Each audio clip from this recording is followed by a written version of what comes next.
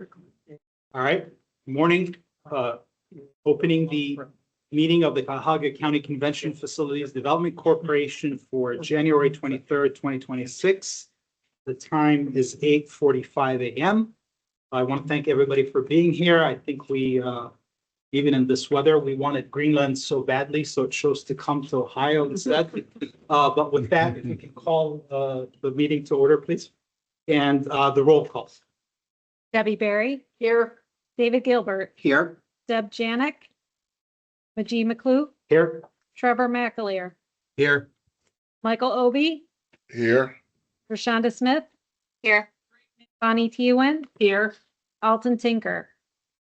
Thank you. You We have with that, we'll move to the approval of the October 24, 2025 minutes. Do we have a motion to approve the minutes? So moved. I'll second. Bonnie? All those in favor? Aye. Any opposed? Aye. The ayes have it. The minutes are approved. Is there anybody here for public comment? No public comment. No public comment. All right, with that, we'll move then to the first action item that we have, which is the renewal of the Thompson-Hein agreement. We have the proposal from Jeff Applebaum and Thompson-Hein for the renewal. Basically, it's the exact same terms that we've had them historically, except they raised the cost by $400 a month. But otherwise, it's the exact same contract that we have. If anybody has any questions or otherwise, we could have a motion to approve. So move. Second. Second. Any discussion? All those in favor? Or actually, let's do a roll call just. Debbie Berry. Yes. David Gilbert. Yes. Deb Janik. Majee McClue. Yes. Trevor McAleer. Yes. Michael Obi. Yes. Rashonda Smith. Yes. Bonnie Teeuwen. Yes. Alton Tinker. Alton Tinker. Yes, sorry, I was on Thank mute. you. No problem. Thank you. Thank you. And with that, we'll move to the executive director report. And the floor is yours. Thank you, Majee. Good morning, everyone. Thanks for being here on this cold day in Cleveland. I appreciate everyone making the effort to get in and be online for those that are with us. We're really excited to be here today to close out 2025, talk about those results, and then talk about 2026 and where we are moving forward. It was a very, very successful year. I can't talk about it enough. You'll hear more when ASM or Legends and Levy speak shortly. But to Mike and Jude's credit, they really embraced the changes this year. They motivated their staff. We've kind of changed the culture of this organization and really move in a positive direction. Also supported their corporate offices to really address some of the changes that we thought were necessary to achieve these results. So phenomenal job there. We really embraced change and some of the things that we wanted to accomplish and really think that this facility is now set up for long-term success. 2025 was really good for us. I mean, the news I've talked about individually is, the facility broke even for the first time in operation, which was quite an accomplishment. You'll hear more of those details, but it really was about focus through the entire year, looking at new revenue options, cost savings where we could. And I don't want to take away from, some things, it was a really good year from the overall sales for the city. As we're moving forward into 2026, it's a little bit of a softer year, but that doesn't change the goals and expectations that we continue to work through all of the things that we put in place this past year. On the operational side, Legends and Levy developed their partnership to a very high level that they operate as one team, which is really a great success. Focusing on not only cost controls and revenue, but not losing sight of the economic impact of this building and what it means when we bring business into the city. And on a separate note, activating the atrium. And if you had that opportunity to be in the building in December, you got to see that we had the holiday decorations up for the first time in probably 6 or 7 years. We're going to continue to enhance that part of it because we think it's going to be someplace that a lot of people in the community want to come in and take some pictures and just see the building. So thanks to everyone for that. Next slide, Julie. As I mentioned earlier, the results for 2025, we budgeted a net loss of $3.2 million.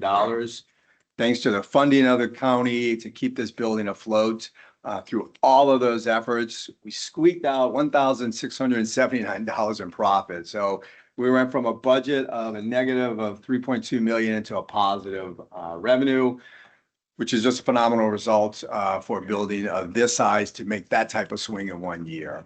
On the operating cash, I decided not to put the entire Excel sheet up here because it's very difficult to read. But we ended the year with $3.2 million in cash. Capital funding, we were able to, because of that break even, by the way, we ended with $3.2 million in our operating cash for CCCFDC. We were able to move $1 million into our capital funds to fund projects moving forward, to keep that going. So we're now opening the year with $2.2 million. As we see the year moving forward, we're projecting to end with $2.6 million in cash. That number can go up or down depending on results of the market. You'll hear from Mike when he talks about this year. We've got a lot more risk built into the budget, which means we may see that swing one way or the other. Okay. Capital budget cash flow. Again, we opened with $3.5 million by moving those funds into it earlier or in January. We have $389,000 of outstanding projects and $2.2 million of projects that were approved into the budget. And we'll end the year with about $1 million in capital funds. And again, that may go up or down because of some of the projects that we're taking on this year.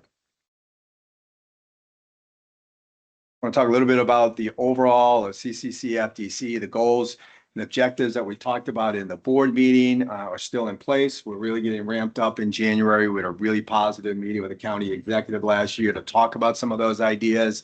You'll be hearing more from me over the next number of months about organizational review, board setup and committees, and how we're moving forward to plan for the future. Local engagement's a really big opportunity for us. Bonnie and I have talked separately about how we can start partnering differently with the auditorium because we think that's a real nice added advantage to the industry, the facility, and the area to have us work together to maximize revenues there. We're already doing work there. Levy is doing the concessions for the Charge game. So we already have a great relationship. I think we just this year need to figure out a way to take it to the next level. Long-term planning to remain ahead of the industry. Some of the ideas we talked about in October were identifying new technology updates for the facility. We're going through that process. We've got a couple of proposals that we will be bringing back to the board for consideration and continuing to develop ideas on where we can enhance services and the space itself for our attendees. The other thing we talked about that we contracted last year was the CS&L study, which was really, best use of the space. Where are we long-term? What should we be looking at planning? That study just came out last night. As soon as we work through that process, I will be sharing it with the board, and we look forward to having John Katz here in April at that April board meeting and retreat to present that information. Yes. Question.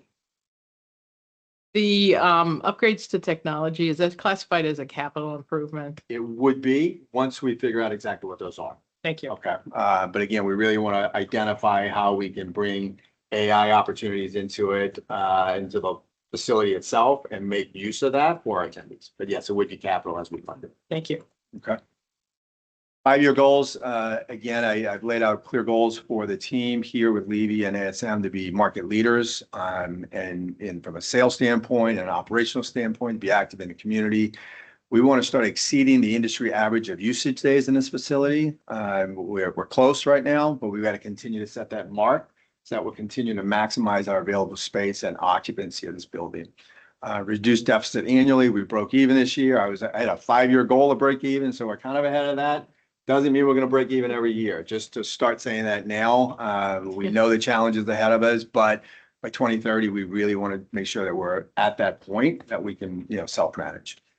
Increase occupancy, exceed 60%, increase advertising and sponsorship revenues. Mike's working on a couple of things right now that we'll be presenting to the board for those opportunities and expanding in-house services and monetize where we can. I think it's important that everyone on the board knows that for a year I've been saying we're not going to talk about convention centers not making money anymore. We're going to look at opportunities. That's not at the cost of this building's occupancy. It's not at the cost of the economic impact, because that's number one, and it's everything we do after that. Okay. Next slide, Jules. Capital projects. I brought this into the deck today just to keep everybody up to date since it's been a little while since we've talked about it. This first slide is the outstanding projects from 2025. The St. Clair entry sign, Mike is working with the Huntington Group. We've been through a number of delays on this. We think we're close to getting that exterior signage done on the St. Clair side. Some building repairs that were part of the building assessment in 2024. It's the concrete work on the back driveway. It's only part of that overall project that needs to be done. Some electrical equipment and the coffee maker behind the ballroom that we talked about. So we're starting to move through those projects. And then the next two slides, difficult to read, but these were all part of the 2026 plan, capital plan and budget that was approved. Just want to point out a couple of things on here. The second item, the $505,000, that's for the concrete work for the bridge behind the building that leads into the loading dock. That was an early estimate of $500,000, which is a little concerned that those prices continue to escalate. So once we get that contracted, we got to identify exactly what those funds are going to cost us. But we've got about $650,000 of work associated in this capital plan that were a result of the 2024 building assessment that was still in place. Okay. And then next slide, these are the Levy projects. Again, ongoing support of the food and beverage operation to make them as efficient as possible to maximize opportunities, not only save money on the cost side of labor, but also looking at where we can increase sales through some of these systems. Total $2.1 million that was in the capital budget that was approved. My question. Yes. Are there, oh, it's probably, maybe it's on here. No. Are there other, I'm just curious, as you're looking ahead, 3, 4, 5 years, are there big capital projects you think we ought to just be thinking ahead as we think of what capital dollars we put away? So multiple in the budget and the plan for 2026, we have a 5-year capital plan in there. Next year, 2027, I think that number goes up to $3.1 million of capital projects. I mean, it averages about $3 million a year after that. So we've got a plan for 5 years. We also have a lot of ideas that we're working on as a result of the board retreat, where we identified opportunities and say, maybe we can do something different on the 4th floor and monetize that area. Or, if we put $500,000 into developing that empty space, it might be an added advantage for groups down the road. So we're looking at those now. So we have a list of them that we're working on right now. We're just not ready to present it. Great. But I hope to have that ready to present to the board over the next night. Great, thank you. Okay. So this slide's impossible to read, but we have it inserted in your packets also. And basically, this is the same document that is in the 2026 business plan. This is the 5-year budget. I bring it in for one reason only, to just show the efforts of where we're focused over the next 5 years and what that revenue looks like. Again, that can swing either way. Hopefully business climate stays positive and we continue to develop new opportunities there. Okay. At this time, if there are no questions, I'd like to turn it over to the Convention Center team with Mike Campo and Jude F, because I really butchered his last name. F works.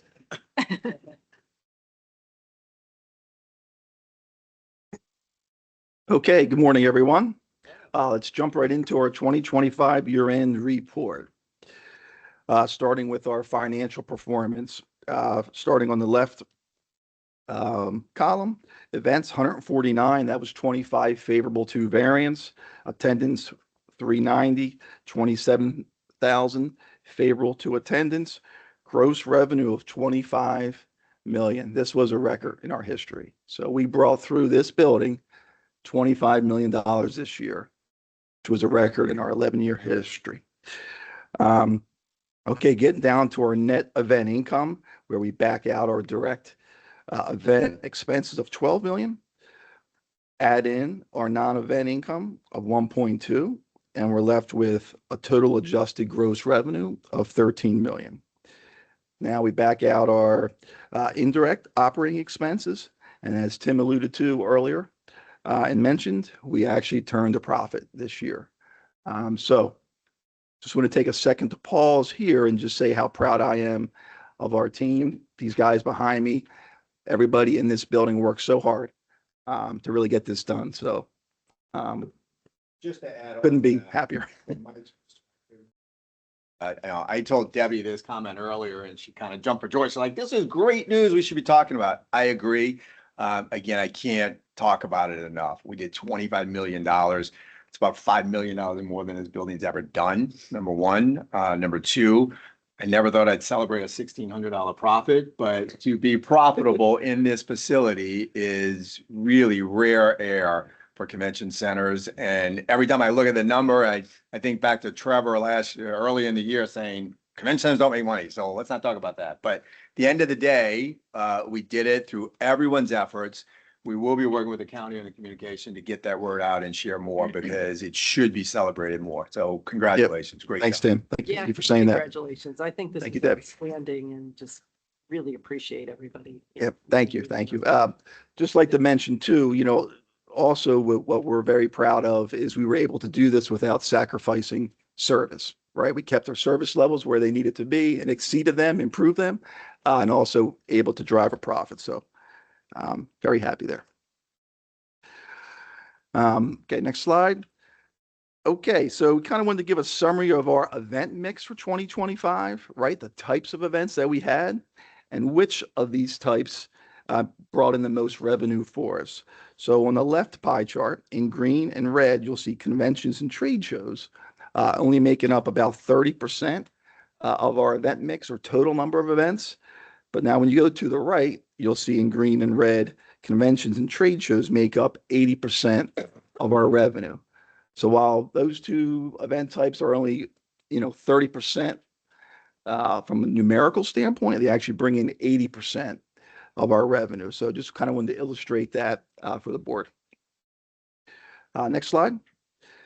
Next, we looked at, okay, where are we getting our revenue from, right? What services, where is it coming from? And so you'll see here in green, food and beverage, right? And so food and beverage by far is our biggest revenue generator of 66% of all our revenue comes from food and beverage. In gray, you'll see rent right about 14%, audio visual in black, electrical services 5% in blue, and then some miscellaneous rental items in, I believe that's pink. So just wanted to illustrate that as well, kind of what services and where we're getting our revenue from. Mike, what's the break point? How do you distinguish between a meeting and a convention? Convention really is, there is some great gray area there, Majid, but basically a convention has more of an educational component to it, where a trade show is more purely just display of goods and services on a show floor. So your conventions will have a lot more breakouts and things like that. So I guess that's the question. When I look at the yellow versus the conventions, the breakouts are meetings, right? Convention uses expo and has breakouts. Okay. A meeting doesn't use the the meetings. expo. It's smaller meeting rooms, doesn't use the trade show. Okay. Or doesn't use the expo hall. Right. Trade show doesn't have breakouts. It's only the expo hall. Thank you. Yep. Okay, with that being said, I'll transition to Jude. Thank you, Mike. Yep. Thank you. Appreciate that. Board, really appreciate the opportunity to be able to report out our numbers and also give some context of how we got there. So as we came in at 17.2 gross revenue plus 3.1 favorable to budget. We see the big variance here is our banquets and catering. We achieved 14.4 million actual to a budget of 11.7. $2.6 million variance in catering. And we'll talk a little bit about how we got there in a minute.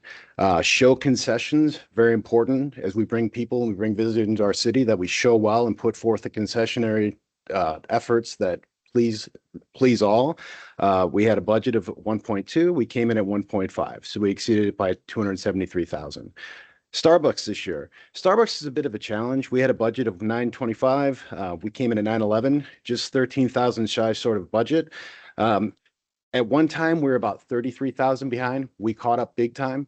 Starbucks is going under some turmoil of their own. There's some bring it back to Starbucks, so everybody's in the cafe. Then you get, free additional coffee within the cafe.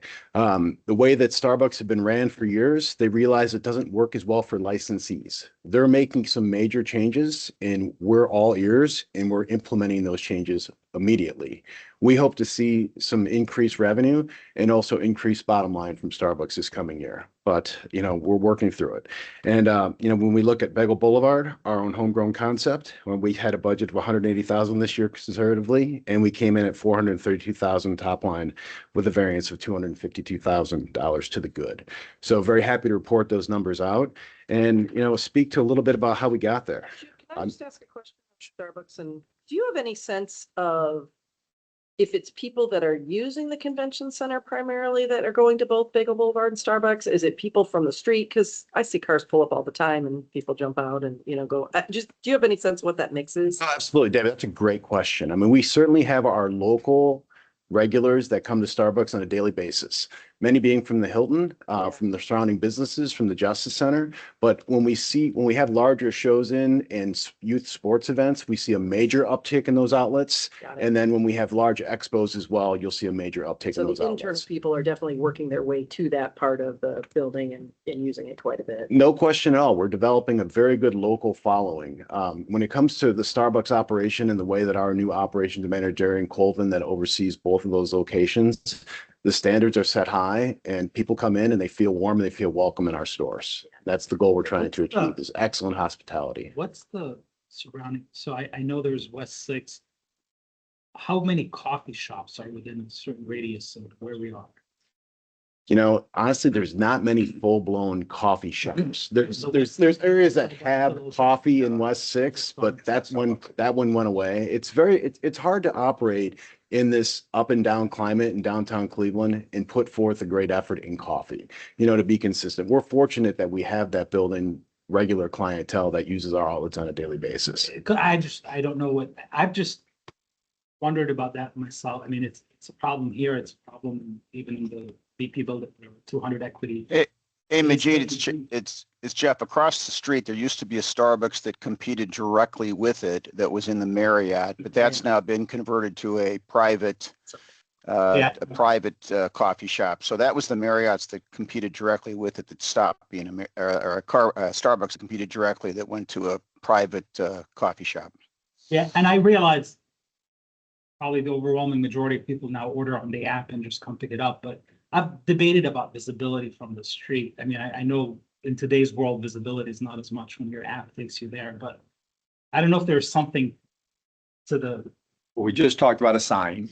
sign. Jude's in the process of getting an exterior sign or a sign in the window that would basically say open Starbucks. And so We're working on that because he's gotten feedback. that's not as visible. It looks like a dark space. So he's working on that part of it. There's also talk that the Starbucks on West Six over here might be closing. And there's a reason that I think people like Marriott and the Westin went to private rather than Starbucks. It's really expensive to operate. And Jude, on that $900,000 of revenue, what would you say is a profit on that? There's no profit. It's all revenue going in and out at cost, because the cost to run that as a Starbucks with the licensing fees and the way you got to purchase through them, it's basically you just running revenue. So it's really an added service. So we're ever going to look long term of that, when that contract expires, we should consider what that option looks like, Because that's part of the challenge that I think we deal with. But what's your gut as a percentage of local business compared to convention business on an annual? I would say 30%. 30% local local? business, probably 70% when we see the uptick in major shows. I mean, I don't mean to hijack the meeting. I presume also with the shift in customer, I think I have no data to back it up. There's less demand for the sweetened products that Starbucks makes and more demand for coffee as coffee. And when you get to coffee as coffee, people are more going to the specialty places where it's you have a story behind the local roast or whatever it is versus the Frappuccino or whatever that you get from Starbucks. So that could be why they're going more local, because the market is going there. I think it's an age group issue. Jude will tell you in the months where we have a lot of volleyball with younger kids, the sweet drinks are through the roof. That's it. And so, it kind of depends in house on what we're working through, and Starbucks has just completely changed their menu to eliminate some of those things. Trying to go back to more coffee shop, but now they're kind of like in this limbo of what they want to be. And so it's made it difficult for an operator to figure out how do we do this. That's, I mean, interesting. It is what, there is no story behind the coffee. I mean, you just go get coffee, there's no, we But the sourced it from here app and is there's, all that kind of stuff that you get with the local coffee. Right. Yeah, and Tim's 100% right. It's the demographic that hits it. And, Starbucks is trying to figure it out and they're making a lot of different moves. But I will say that, recently these new moves that they're making allows the operator to have more control of your costs, expenses, labor, the items that we sell, that we order. We don't have to order the ones that we don't sell any longer, where before that was just a standard of operating for running a Starbucks. So we're optimistic that we can see some potential profit this coming year. One thing I would just add, I also think, I know you said it, but it's both of those are so critical as an amenity. They're especially, cold, look, there's a media convention on a day like today, people are simply not going outside. So to have both of those from the customer experience standpoint, I think that Bagel Boulevard was a huge ad. And at least Really, Starbucks thank you. offers food and other things, so even people can grab lunch there. I'm thrilled it's making money. Great how Bagel Boulevard is doing. But also just, I think we can't forget how important those are as an amenity, no matter who operates it. Yeah, if it was showing profitability, we would have closed it. Yeah. But that's not it. You've got to have a service there. But to your point on the sourcing of the coffee, the Bagel Boulevard story is really interesting. It's been done so well. They opened one in Cincinnati now. So there's that component of it that we think locals really enjoy also. Yeah, and David, to your point, you won't uncommonly see somebody with a Bagel Boulevard sandwich in their hand, then waiting for their Starbucks specialty drink on the other side. So they play off each other versus feeding into each other's revenues. So it's a nice story to tell, nice to see. So there's kind of our breakdown in revenue. Next slide, please, Julie. And, telling a little bit about how we got there, with our metrics, cost control through multiple areas. And, this is highly important. At the beginning of the year, things weren't looking good with inflation. We did a SWOT analysis like we do each and every year. We always are looking at our market catering pricing for everything across the board, making sure our theoreticals are up to date. And halfway through the first quarter, we realized we needed to do another one very quickly because things were on the uptick that much. We're fortunate that we have systems in play within Levy that allow us to see real time when prices are going up on chicken. We can see that recipe is costing us more, and we can look at these prices accordingly so that we're not putting out unprofitable events. Product sourcing, highly important. Chef Michael Laura and our purchaser Kelsey Andrea have done an amazing job of making sure that we're purchasing our items through our broadliners. When we do that with the power of food buy through Levy, we get guaranteed best locked in pricing. So there's some protection there against some of the inflation that we're seeing in our current market.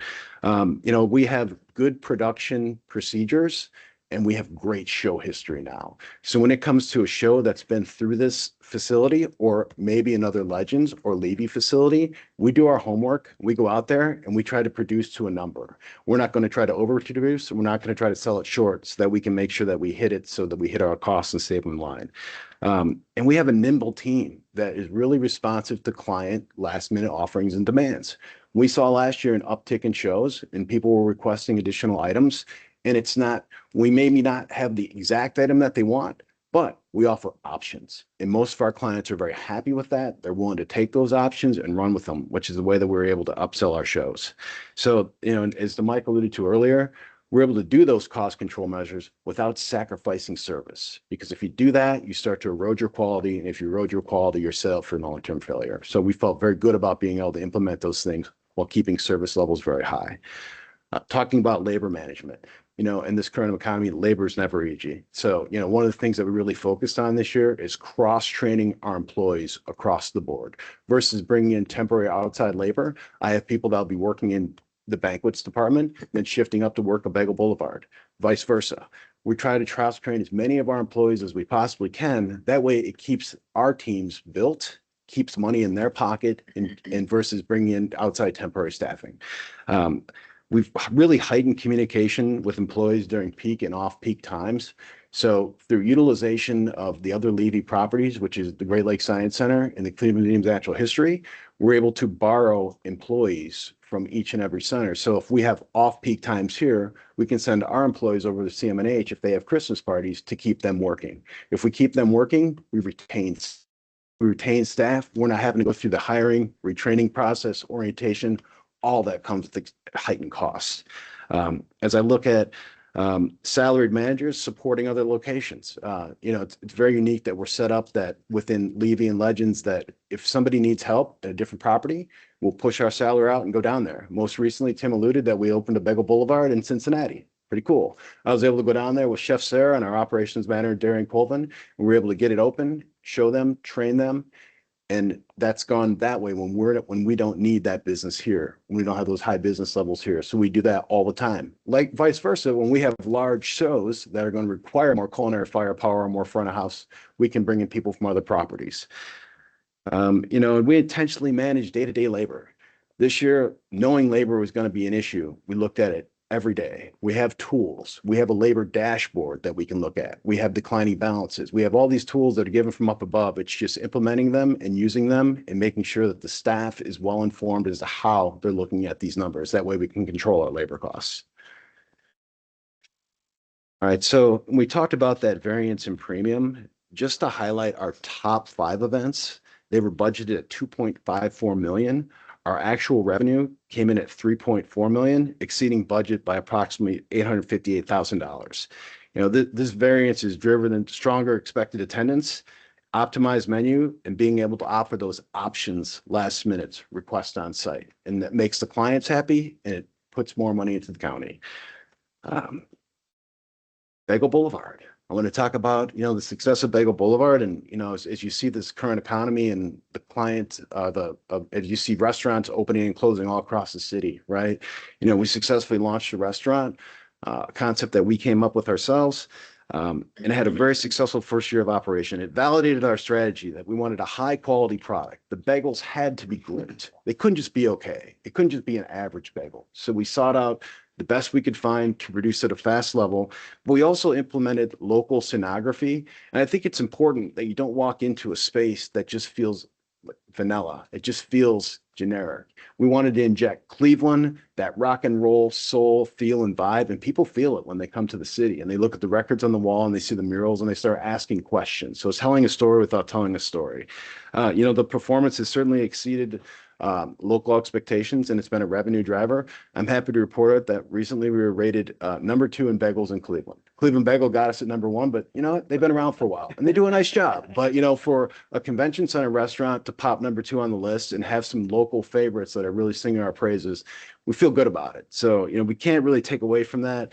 And then to see it grow and go into other Levy convention centers in operation with Legends as well is only expanding the brand further. So if you go into a Bagel Boulevard in Cincinnati, you're going to get the same quality sandwich you're going to get right here in Cleveland. And hopefully we want that to expand on further. So I have a personal passion, and our company does, in growing that brand. So that's kind of the breakdown, the key metrics of what I wanted to talk about and report on. Anybody have any additional questions? The Bagel Boulevard, is there a way to add something to the logo or to the design wherever it goes in any other locations? Something to the effect of born in Cleveland or something like that? So that when it goes in other cities, it's obvious that it started here. I would really like that. Yeah. He said yes. I'm going with yes. I would really like that, but it was born in Cleveland. Not Georgia. Great job, Jude. Thank you. You're welcome. Thank you, everybody, for your time.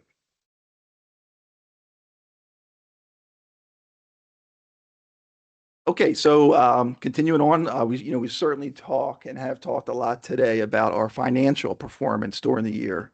But I just want to take 1 minute because our teams focus on so much more than just finances here, right? And our financial performance. We focus on, are we making a difference in the community? That is just as important to us as a team. So running through this quickly.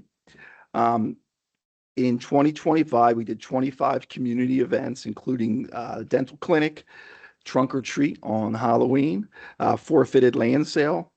We participated in 25 recruiting events throughout the year. Our teams volunteered for 75 hours and 23 team members participated. We've got very aggressive goals in 26 to boost these numbers even higher, but I'm proud of the work our team did in the community in 2025. Next, in donation and volunteer partners, not going to run through all these here. They're in the packet, but we've certainly engaged and partnered with many local nonprofit organizations throughout the year. Employee engagement, Jude and I meet and Tim almost every week, and we talk about how can we make this place better, right? How can we build a winning team? The focus is culture. And we saw that through 2025, where we implemented a lot of different spins on some of the traditional events we did, such as the holiday party. We did a turkey giveaway. During Thanksgiving, we gave out how many, Jude? 150? 156 turkeys. 156 turkeys to our team members. It was a huge success, very well received. Our holiday party, we changed the way we structure it. We used to, the Levy team would prepare the food for the holiday gathering. So that's not right. Let's have them participate, just like everyone else, right? In the holiday gathering. So we hired an outside third-party contractor, and it was a huge hit, right? And so, Just to add on to that, that was a really big transition in the building. The turkeys were really well received. You'll see a picture in a little bit, but we actually had employees crying because they were so thankful for getting a turkey. And in these economic times, doing things like that are really a big deal. I think the holiday party, we spent a minimal amount of money to have an outside caterer come in that the employees, so all the employees could do it rather than having the culinary team working the event. So really, really significant transition in how we're managing the overall team. So great job. Okay, certified diversity business participation. We had goals this year that we were targeting, and running through this quickly and I guess I should give some framework here. This is participation to Cuyahoga County registered SWMBEs. And so on the operating budget, we achieved a 30% overall participation rate. On capital, we achieved a 74% overall participation rate. So we met our goals and far exceeded our goals, particularly on the capital side. And again, in 2026, our team's focused on even driving these numbers higher. So again, good numbers to report. Next slide. $101 million in economic impact. One of the primary reasons why a convention center exists, right? To boost the economic impact. That is a good number, one of the best in our history. We did 132,000 room nights from the events that we hosted in 2025. Again, brought in 390,000 total attendees. Want to highlight sustainability. This is an important element to our team. And we target and we look at landfill diversion. And so we diverted 220,000 pounds of material from the landfill, and we found a home for it. Okay, last slide. Is that, just out of curiosity from Yeah. their life, is that do you count the slurry that you make that goes to the 5%. Yeah, Grind Energy, we have a partnership with them, so that absolutely counts. Yeah. Yep.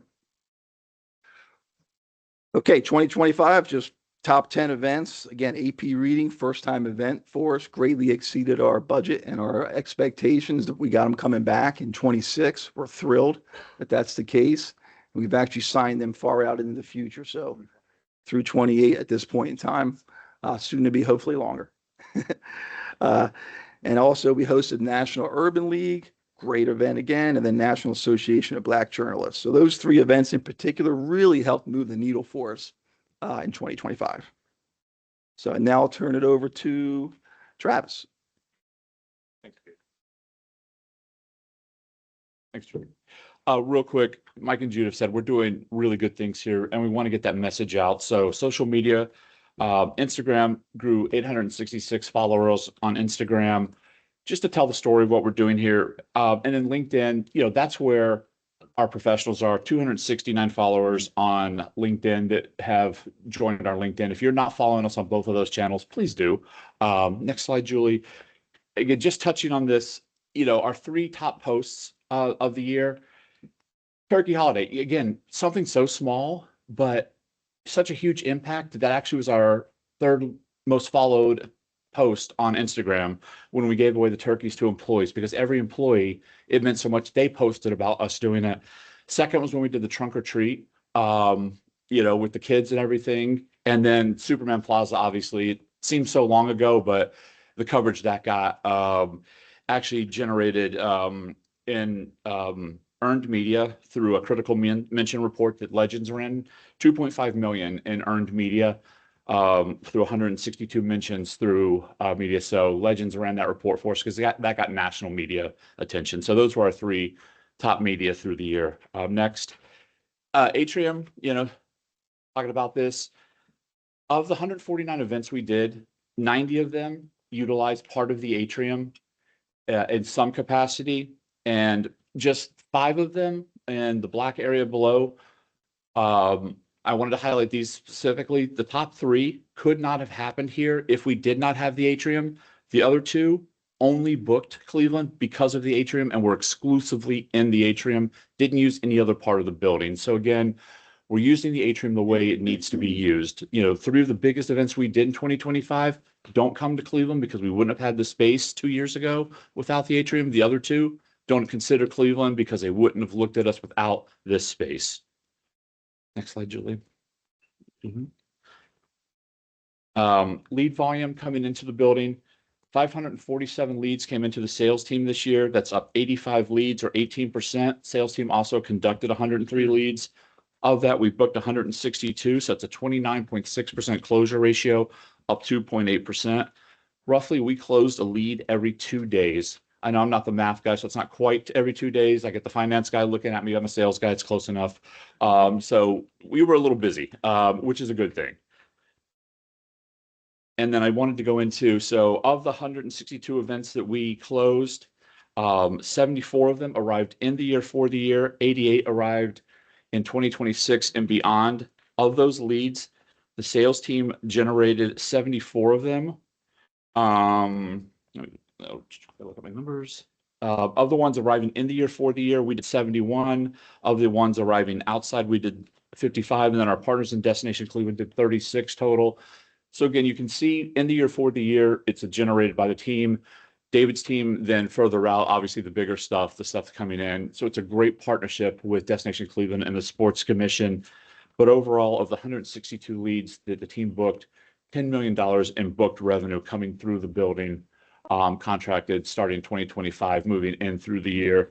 And the next slide, I think this is something we've talked about over and over again. Knowing, 26, we really knew it was going to be an issue. We revamped some of our strategy. We've now booked stuff all the way out through 2037. So we're now 11 years out with bookings. Something that's been a goal of David's team, the hotel community, us, is to get stuff on the books further out. So we now have stuff 11 years out. A couple things I want to point out is 2030, we've got 3 bookings. You don't see any food and beverage there, but those 3 bookings are Martin Luther King weekend, President's weekend, and Thanksgiving weekend. So we're putting stuff in smart places. We're putting stuff 11 years out.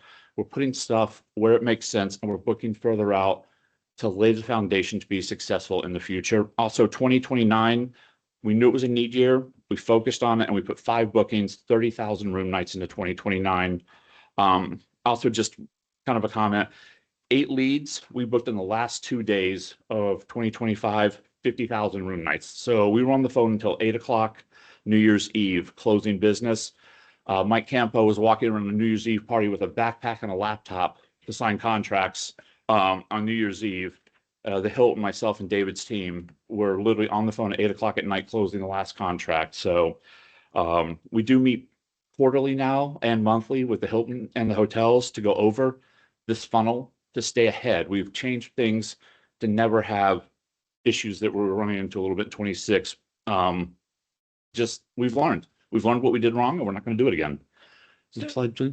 Yep. Travis, Yes, ma'am. I feel like we keep hearing that 2026 is going to be nowhere near as good as 2025, but these numbers indicate it's going to be better.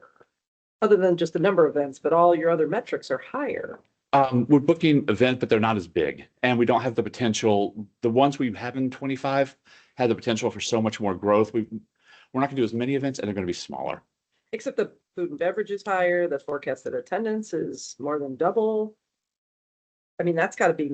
So this is showing what we booked in 25. This isn't, Not what. yeah, what was already on the books. Yeah.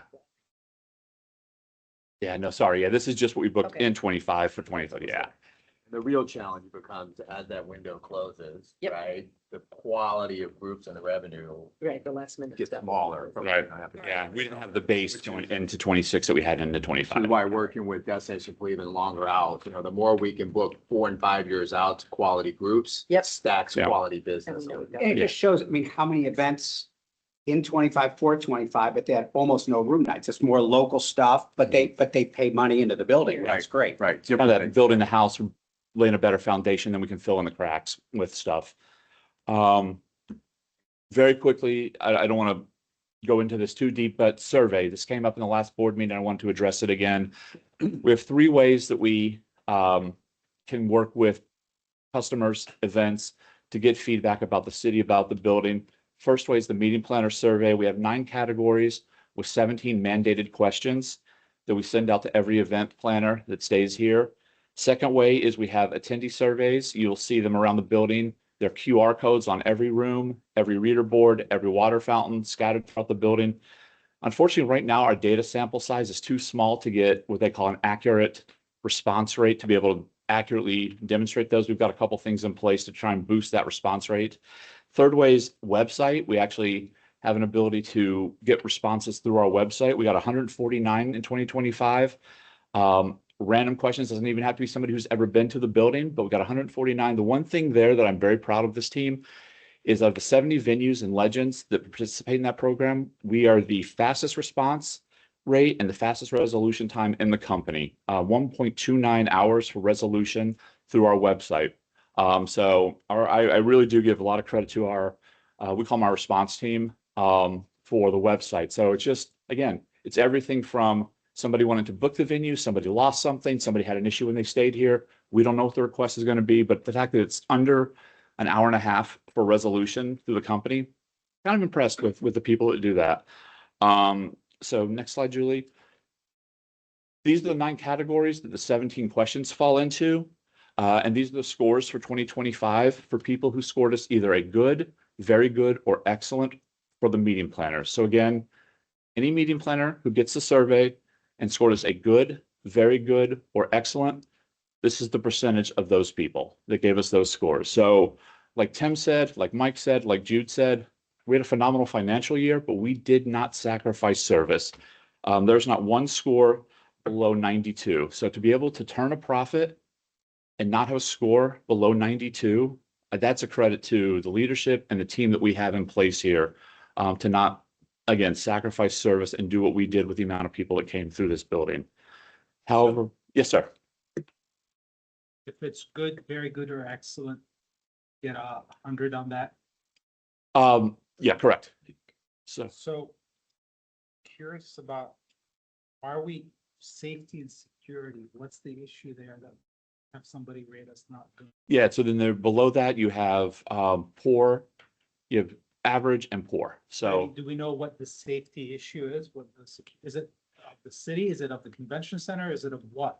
so it's actually, we believe some of it's parking that they don't like. It didn't feel safe in parking. So we've added a parking question into the survey coming up because we feel like some of the verbatim feedback has been didn't feel safe walking from the parking or didn't feel safe walking through. So part of the question we got last time was, are there city comments? And the new So- tunnel work may help that actually. Yeah. I think that part of it really transitioned nicely. That helps out a lot.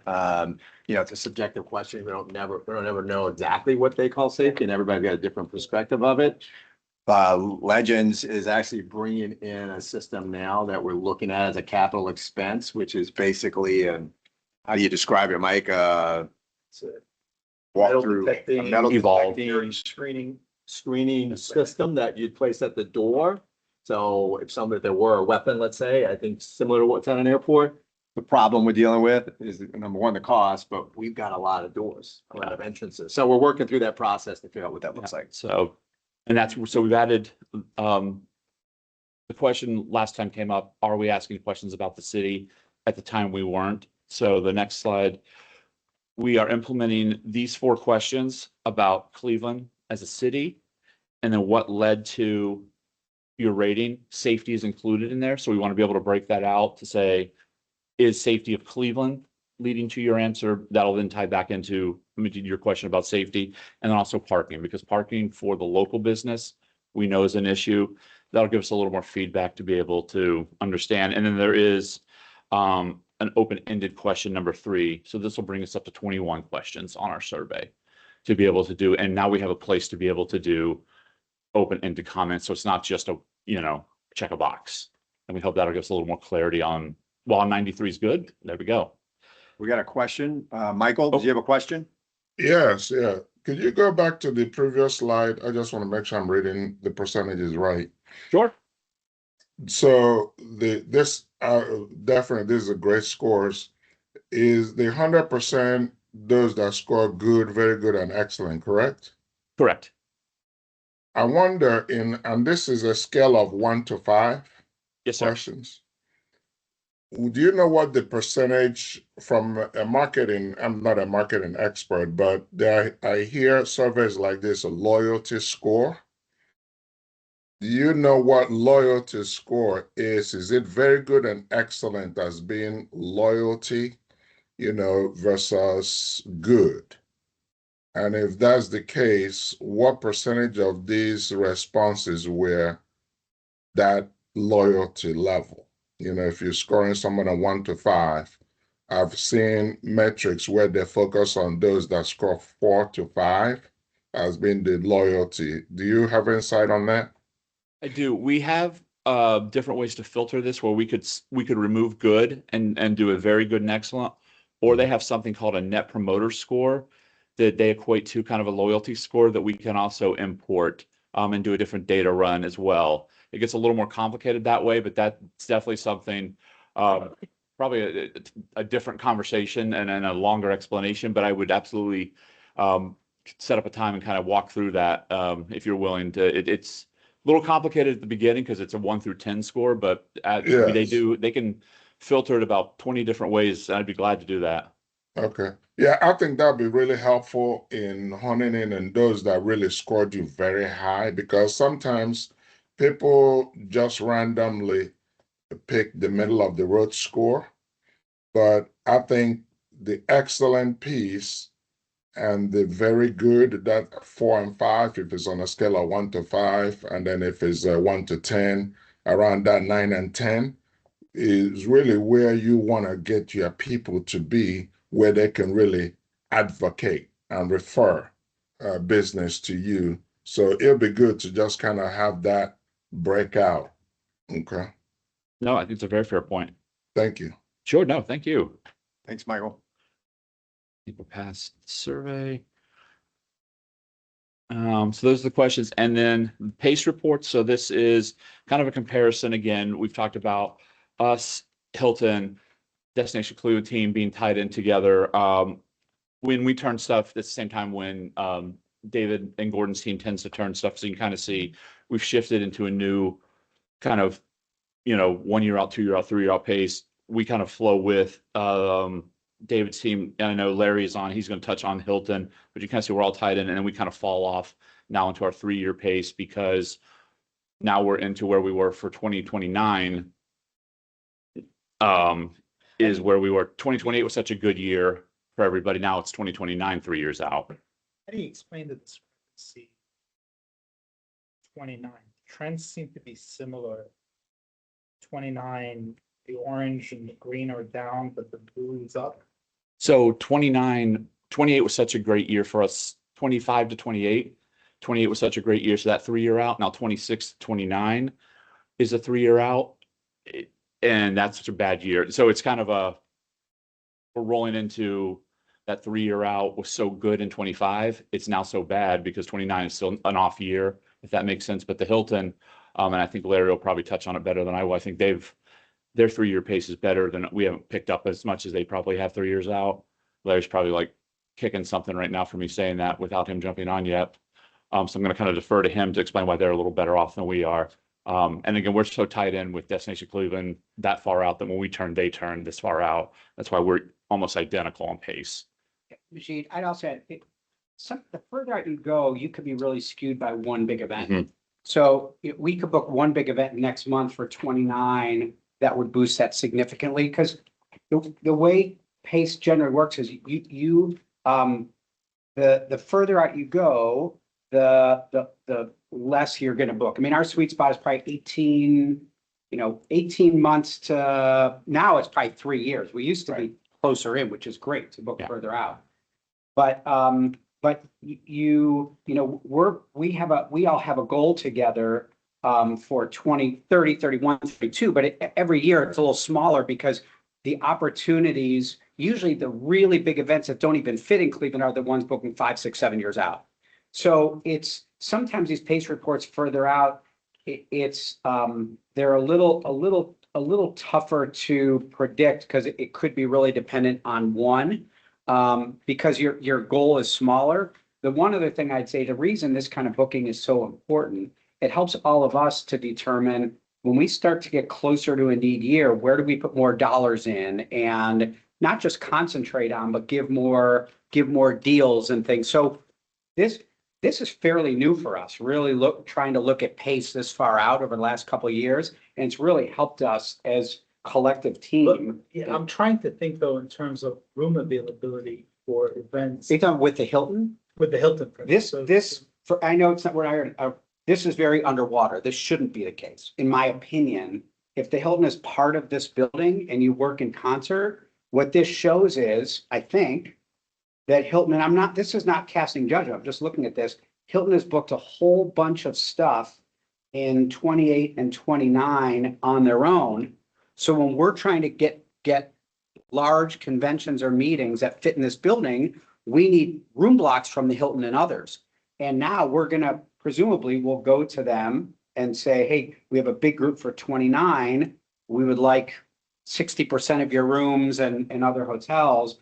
And in my opinion, these should be more in concert with each other. That's why when I saw this, I mean, some of this is just that coordination a little bit. Well, let's let Larry address it. But let's let Larry address it. Yeah, and then in 30, we've probably booked something between when we turn it, Destination Cleveland gets credit, they may not have started contracting hotels yet. So that's where the Hilton falls off the cliff.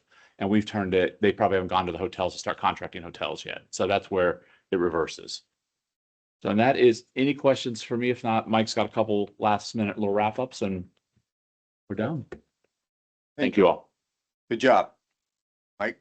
Okay, just quickly on 26. When we were here last board meeting, we gave an update on kind of pacing on bookings and kind of what our risk was in the budget. And so this slide kind of speaks to the progress we've made since October. So on 10/1 of 25 for 2026, we had 49 events definite. And so in 3 months, okay, we've booked 23 new events, and now we're at 72 definites total for the year. And let's carry it all the way down in that middle column, and you'll see that 2.1 million. That is our chase right now. So that is the number our sales team here, in concert with Destination Cleveland, is working on to close that gap. So when you look at risk for 26 and revenue, that's it right there, 2.1. I think that's an important part just for everyone to recognize that if we've got a 20 to 25% more risk in the year, that's where we got to really be conservative. We're going to be aggressive on the sales side, but also understanding that that number can go up and down on the year end. So we're really focused on that. For the board's purposes, as we get through the board meetings every quarter, we'll update that So if we see that number coming down, we'll make those adjustments as we move through the year. Okay, that concludes our presentation. Any questions? I guess a few comments. I just made some notes. One, I wonder if you would consider, when the financial report was amazing. I mean, period. Convention centers rarely in this country break even on operations. It's just so, even having 1 year like that is awesome. But you do a great job of comparing it to budget. Could we do a little bit of that with economic impact? I just don't want to lose for us, like, what are the goals for economic impact? Because ultimately, I mean, if that's the building combination, you don't want it to lose money. But it's also here to generate revenue, which goes back into county general fund and everything else. So it'd be great to see some comparison. Second thought I had was, amazing stats on, Travis, we talked about the events that the section we're in either wouldn't have been here, or it'd be interesting if we could do a little bit of economic impact on those, because I think it would be great for the county. You know, the county put $50 million into doing this building. So if we could show them that, we might be able to even show, I don't know if it's the case, that the revenue to the county's general fund, not just economic, I don't know if this is the case, could be more than the annual payments, which would be amazing to show that it truly is paying itself off. Because it's so cool to see that the county did this, you know, we all work hard to get it done, and it's really paying off. The last thing it's really a comment, is we talked to our team a lot about what we can and can't control. And so there's, you know, what we can't control is the weather. We can't control the facilities we have or don't have. Some are great, some are not great. What we can control are how we treat the customer. And oftentimes the little things are what makes the difference between booking or not booking. And I just, you know, our team works so closely with Tim and these three gentlemen up here and others, but I've been on a lot of site visits this year. You all will be really proud how, when we're there, I think a lot of these folks, ultimately what tips the scales are the people, and they trust us. And it makes me feel really good, because it's not just a beautiful building we have that's been kept up well. It's what you all do. I mean, I just see it firsthand. There's a lot of the reason these are here because of this team and the trust those, you know, the people behind each of those events puts in the team here. So thank you. Thanks for the feedback, David. I think it's really critical to understand that profitability of this facility is secondary to the bigger impact, which is focus on a group, focus on the economic side. We would be just as happy to report that we didn't make a profit and have these results, because we want to make sure that we're driving a number for the entire community. So that's obviously, you know, why we celebrate it. It clearly is not the number one priority. We wouldn't be quite as happy. I'm okay with that too. I know.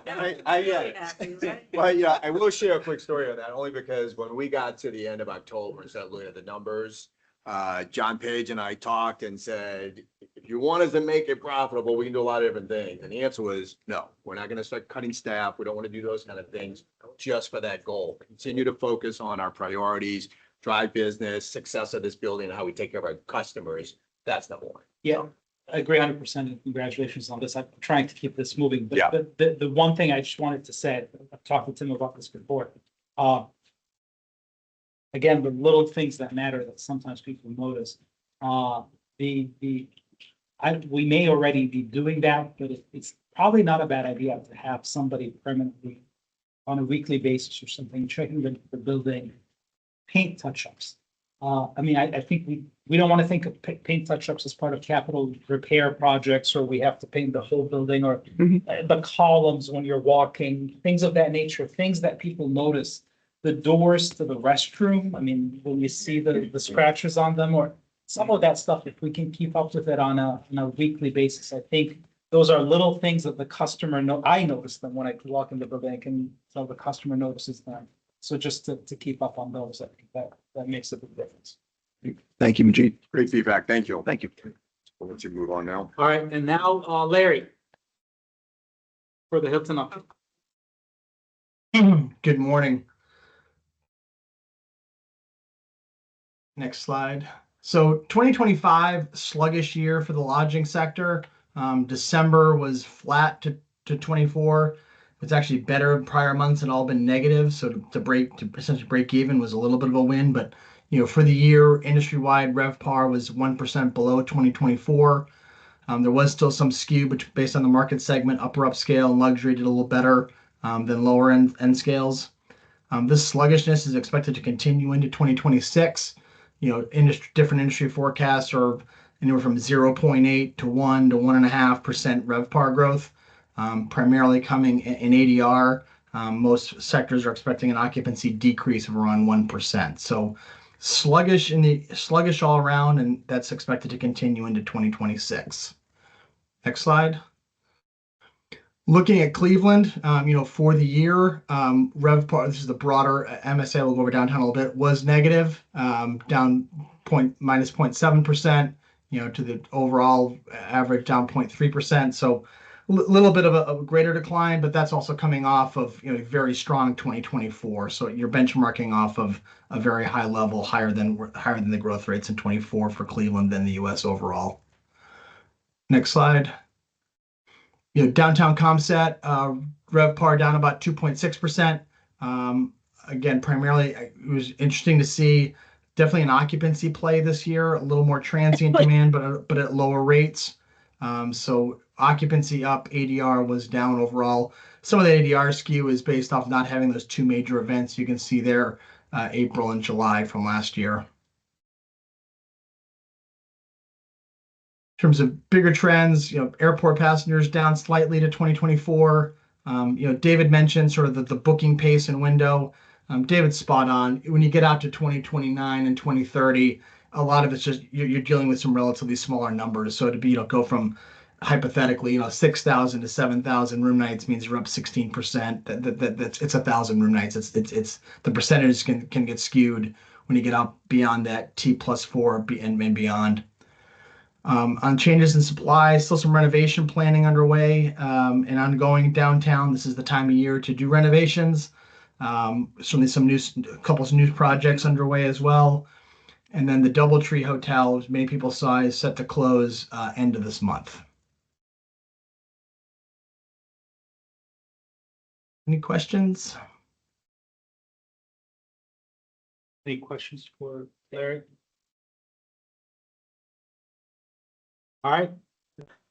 Thank you. Go ahead. New business. Yeah, do we have any new business or old business? No new Nope. business. No. Thank you. With that, we're gonna move into executive session, but we need to move on to the make the motion, second it, and then we'll have a roll call on it. So I move to go into executive session for the purpose of discussing the employment and compensation of CCCFDC employees. Do we have a second? Second. And now we will need a roll call on that one. Debbie Berry, Yes. David Gilbert, Yes. Deb Janik, Najee McLute, Yes. Trevor McAleer, Yes. Michael Obie, Yes. Rashonda Smith, Yes. Bonnie Tewan, Yes. Alton Tinker. Yes. So with that, I think we will need to stop the recording and then everybody out of the room except the board members and I think the Jeff if he's on. Great, thank you. Thank you. Let us know when you're back. All right.